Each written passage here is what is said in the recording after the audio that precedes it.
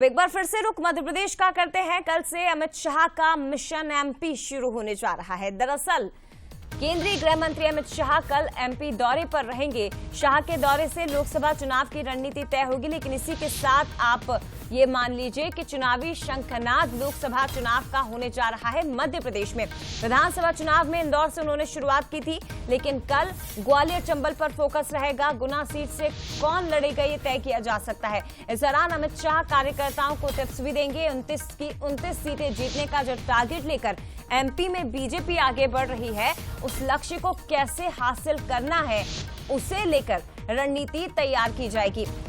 Executive editor Manoj Saini ji हमारे साथ इस वक्त फोन लाइन पर जुड़ गए। मनोज जी, ग्वालियर चंबल संभाग से चुनावी बिगुल बीजेपी कल फूंकने वाली है। केंद्रीय गृह मंत्री अमित शाह का कल मध्य प्रदेश का दौरा।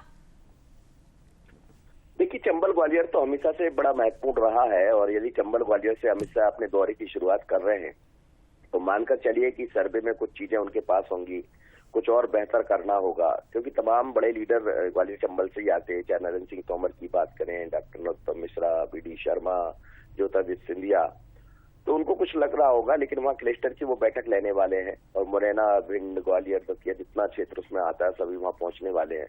उनसे चर्चा करेंगे, फिर उसके बाद खजुराहो के लिए रवाना होंगे। खजुराहो बुंदेलखंड में आता है, खजुराहो भी महत्वपूर्ण है, तो बुंदेलखंड में सबसे ज्यादा समय वो बिताने वाले हैं। वहाँ सभा भी होगी, कुछ हितग्राहियों के घर भी जाने वाले, उनसे भी मुलाकात करेंगे और देर शाम जब भोपाल लौटेंगे तो प्रबुद्ध जनों से बात करने वाले। प्रबुद्ध जन को बाकायदा चुन चुनकर आमंत्रण दिया जा रहा है। कल भी हमने देखा कि बीडी शर्मा और जो लोकसभा के प्रभारी महेंद्र सिंह, उन्होंने दौरा करके जायजा लिया था।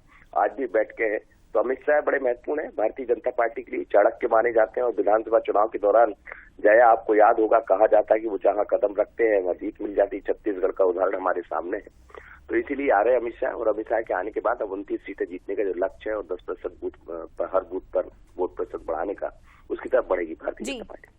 शुक्रिया आपका मनोज जी जानकारी के लिए। तो देखिए, ग्वालियर चंबल से ही राहुल गांधी की भारत